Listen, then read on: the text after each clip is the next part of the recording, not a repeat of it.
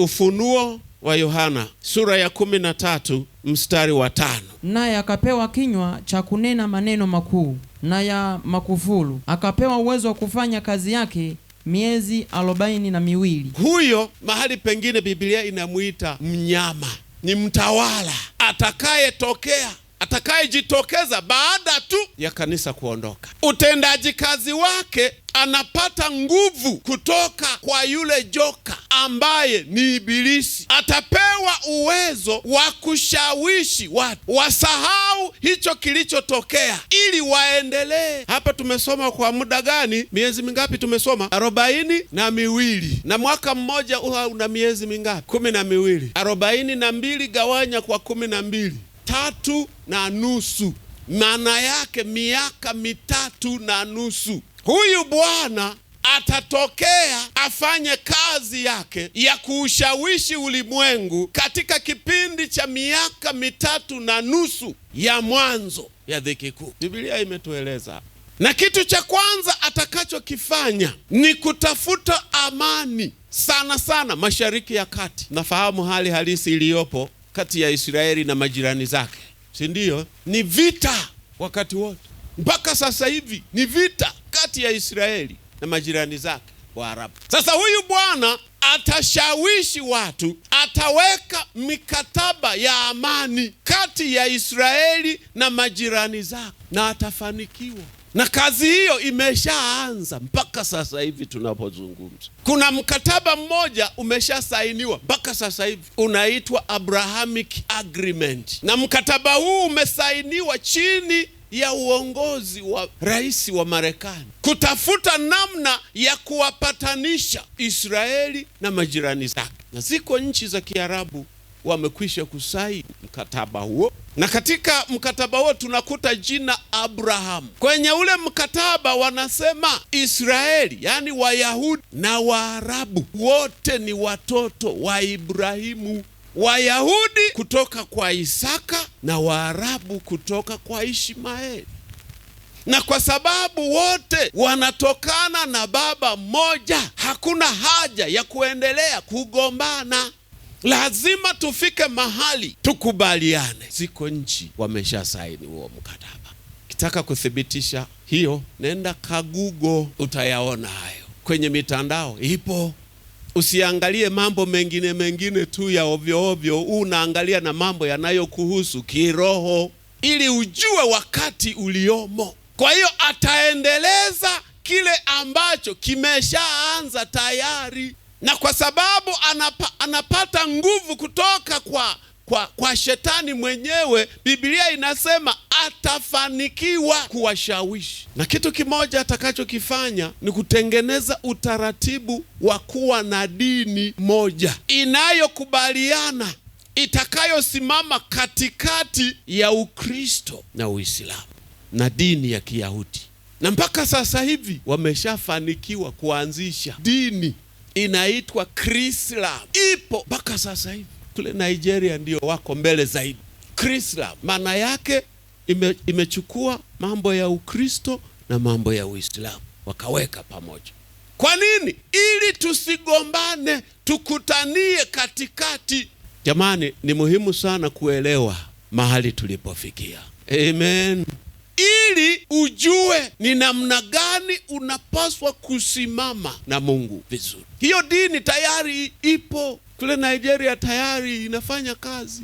Katika kipindi hiki, huyu mpinga Kristo anaitwa mnyama atafanikiwa kuwaunganisha Waisraeli na majirani zake, na amani kwa wakati ule itapatikana kwa kipindi hicho. Matokeo yake, ibada za Kiyahudi zitaanza. Mpaka sasa hivi Wayahudi hawafanyi ibada zao kwa sababu hawana hekalu. Si tunafahamu hekalu lao lilivunjwa zamani. Sasa hivi wanaabudu kwenye masinagogi, lakini mpango wao ni kurudi kwenye ibada zao za hekaluni. Lakini mpaka sasa hivi hawana hekalu. Sasa kwenye kale ka amani, wataalamu wa maandiko wanasema kuna uwezekano mkubwa muda mfupi kabla ya unyakuo au muda mfupi baada ya unyakuo, hawa jamaa watajenga hekalu lao. na wanasema maandalizi yote ya ujenzi wa hekalu yako tayari. Kinachowafanya wasijenge, kwenye tafiti zao waligundua kwamba mahali ambapo hekalu la Sulemani lilikuwepo likavunjwa, sasa hivi kuna msikiti, na ule msikiti ni namba 2 kwa utukufu, unafuata ule ulioko kule Maka. Sasa ili wajenge lazima lile litoke. Linatokaje? Hapo ndipo ngoma ilipo. Lakini wameshaandaa kila kitu kinachohitajika kwa ujenzi. Walikuwa wanahangaika kutafuta mafuta yale asilia yaliyokuwa yanatumika katika kumtawaza kuhani. Walikuwa hawajayapata, lakini mpaka sasa wameshayapata tayari. Na kitu kingine kilichokuwa kinawasumbua ni yule ng'ombe anayetolewa dhabihu. Alikuwa ng'ombe mwekundu. Sasa duniani alikuwa hapatikani, lakini wamefanikiwa kumzalisha kwenye mashamba yao ya mifugo. Sasa hivi wanaye. Kwa hiyo tunaposema tuko nyakati za mwisho za kumalizia, ni kweli. Maana Yesu aliwaambia wanafunzi wake, myaonapo hayo jueni yu karibu milangoni. Ndugu zangu, kama umepata neema ya kumfahamu Yesu kwa wakati huu, usimpuuzie.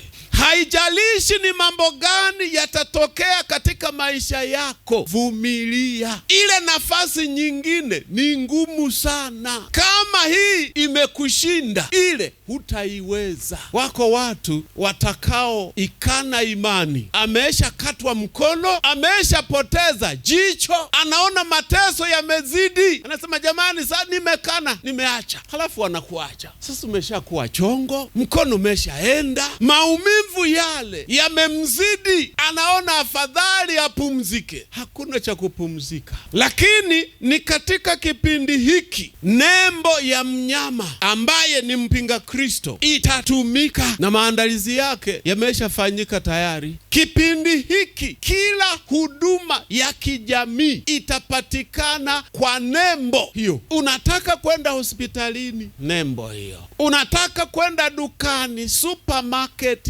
nembo hiyo. Hunayo, hakuna huduma. Na wale wasio na hiyo nembo watakuwa wanawindwa kama swala. Ukipatikana tu unapelekwa zile sehemu za mateso. Unakubali nembo au unakataa. Na nembo yenyewe inawekwa kwenye paji la uso au kwenye mkono. Kwa hiyo ukihitaji huduma yoyote, unaweka mkono wako pale, unatambulika. Ukiweka mkono halafu mashine haikutambui, hakuna huduma. Ni wakati huu. Na ndio maana Biblia inasema ni dhiki kubwa haijawahi tokea. Watu watateseka. Wako watu watakaovumilia kufa kwa njaa, kisa tu hataki ile namu, na kwa sababu hawezi kupata chakula mpaka anakufa. Mungu atusaidie sana.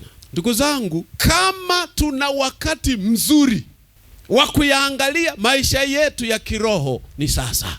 Wakati dunia inasema maisha yamekuwa magumu, acha iseme, uko wakati yatakuwa magumu kweli kweli. Ufunuo wa Yohana sura ya 16. Hiyo sura inaongelea kwa habari ya mapigo yatakayoachiliwa duniani katika kipindi hicho. Watu wataugua majipu mabaya hayajawahi tokea. Maji yatageuzwa kuwa damu, unakosa maji ya kunywa.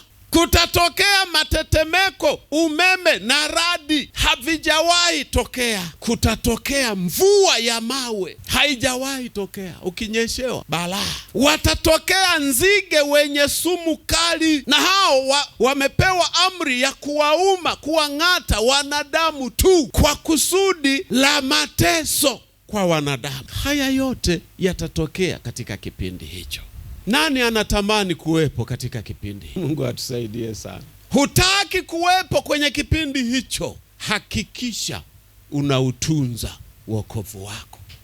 Na mimi nitunze wa kwangu. Dumu ndani ya Yesu. Yeye ndiye safina yetu. Tukiishi hivyo, wakati ndugu zetu wanaendelea na matatizo haya, sisi tunaendelea na sherehe kule juu mbinguni.